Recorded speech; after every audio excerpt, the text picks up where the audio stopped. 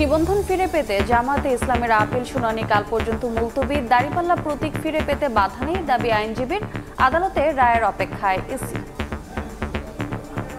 রাজনৈতিকভাবে হেয় প্রতিপন্ন করার জন্যই এই মামলা দায়ের করেছিলেন। আজকে সেটির উপরে আংশিক শুনানি হয়েছে।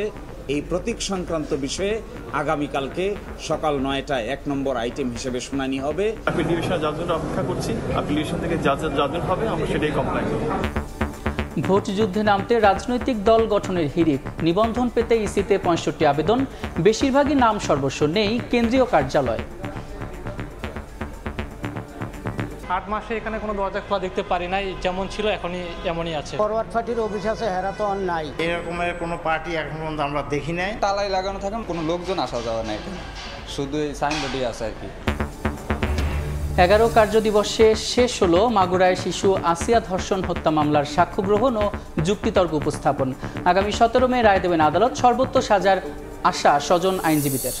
করিডোর নিয়ে সবাইকে অন্ধকারে রেখেছে অন্তর্বর্তী সরকার। অভিযোগ বিএনপি নেতাদের। বললেন, অর্থনৈতিক মুক্তি অর্জনে দরকার নির্বাচিত সরকার। এনবিআর বিলুপ্ত হলেও প্রভাব পড়বে না রাজস্ব আদায়ে, বললেন অর্থ উপদেষ্টা। অধ্যাদেশ নিয়ে শঙ্কার কারণ নেই কর্মকর্তাদের। এবং ৩ দিনের মধ্যপ্রাচ্য সফরে সৌদি আরবে পা রাখলেন মার্কিন প্রেসিডেন্ট ট্রাম্প। রিয়াদে রাজকীয় অভ্যর্থনা। আলোচনায় গুরুত্ব পাবে অস্ত্র বিক্রি ও ফিলিস্তিনি ইস্যু।